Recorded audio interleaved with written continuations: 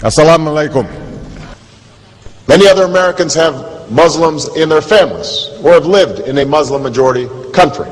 I know because I am one of them. But my father came from a Kenyan family that includes generations of Muslims. As a boy, I spent several years in Indonesia and heard the call of the azan at the break of dawn. I have known Islam on 3 continents before coming to the region where it was first revealed. That experience guides my conviction. You're absolutely right that John McCain has not talked about my Muslim faith.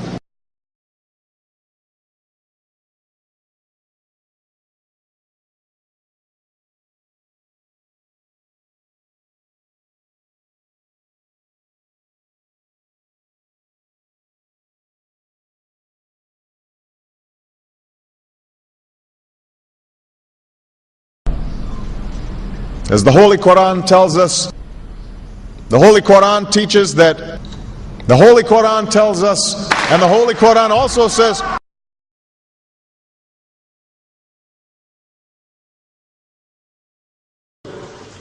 we will convey our deep appreciation for the Islamic faith, which has done so much over the centuries to shape the world.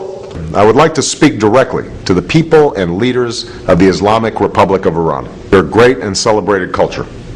Over many centuries, your art, your music, literature, and innovation have made the world a better and more beautiful place. We know that you are a great civilization, and your accomplishments have earned the respect of the United States and the world. I also know civilization's debt to Islam. It was Islam at places like Uluzada that carried the light of learning through so many centuries, paving the way for Europe's Renaissance and Enlightenment. It was innovation in Muslim communities that developed the order of algebra, our magnetic compass and tools of navigation, our mastery of pens and printing, our understanding of how disease spreads and how it can be healed. Islamic culture has given us majestic arches and soaring spires, timeless poetry and cherished music, elegant calligraphy, and places of peaceful contemplation. They have fought in our wars, they have served in our government, they have stood for civil rights, they have started businesses, they have taught at our universities, they've excelled in our sports arenas, they've won Nobel Prizes, built our tallest building, and lit the Olympic torch.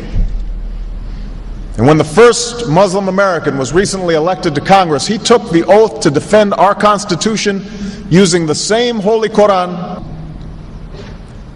In ancient times and in our times, Muslim communities have been at the forefront of innovation and education.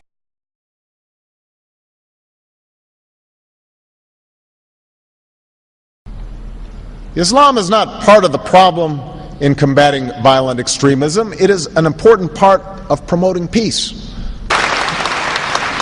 The enduring faith of over 1 billion people is so much bigger than the narrow hatred of a few.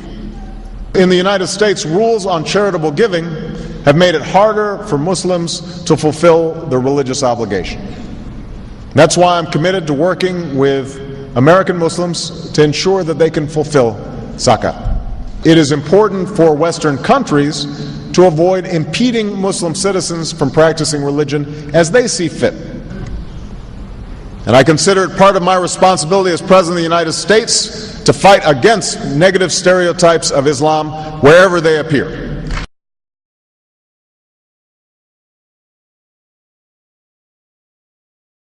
We are no longer a Christian nation. We do not consider ourselves a Christian nation. The United States has been enriched by Muslim Americans. Since our founding, American Muslims have enriched the United States. Islam has always been a part of America's story. There is a mosque in every state in our union and over 1,200 mosques within our borders. One of the points I want to make is that if you actually took the number of Muslims Americans, we'd be one of the largest Muslim countries in the world. Let there be no doubt, Islam is a part of America.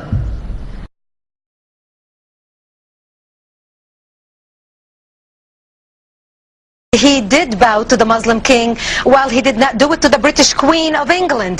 And by bowing, he showed the world that I am subservient. I do bow down to you as a Muslim king, something no other president has done with Saudi Arabia. The Saudi king is his peer. He is not his subordinate in order to bow for him, and this is exactly what Obama did. Usually it is out of respect that someone would nod his head when bowing to royalty, and the ladies will give curtsy. But Obama went beyond what is required as a head of state and bowed to the Saudi king, and that's unacceptable. It sent the wrong symbol. When you say it sends the wrong signal, what signal do you think it sends? It sent a message that Islam is superior to any other master or king or president in the world, that an American president bowed to a Muslim king. It also sent a message that terrorism and jihadism is giving Islam the respect it should have on the world stage, to the point that it made an American president, for the first time in history, bow to a Muslim king.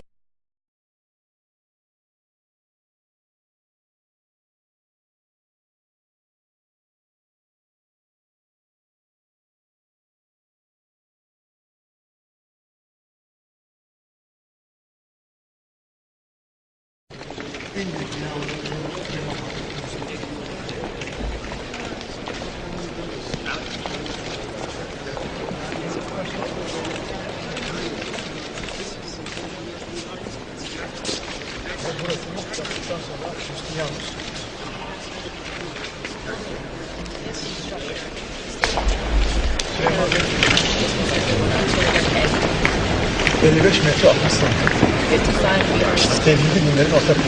this is a common thought shared by all the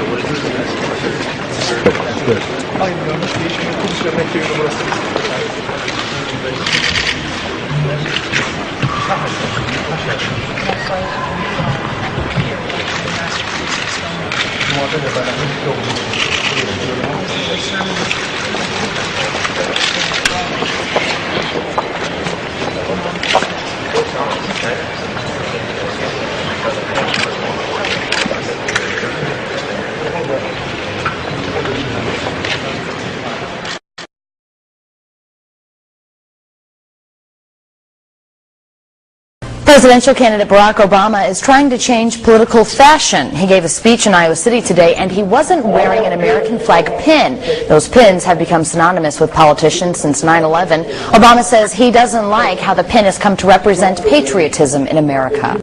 I won't wear that pin on my chest. It's a little weird, Alan, that in the middle of the campaign the guy takes off the American flag that most people wear because they're proud of their country. Let me speak as clearly and as plainly as I can.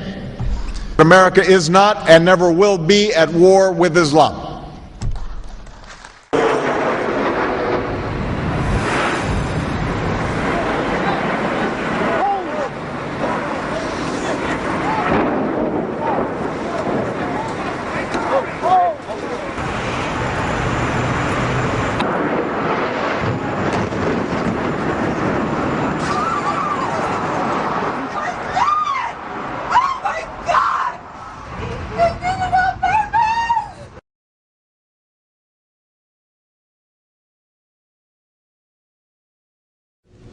Thank you.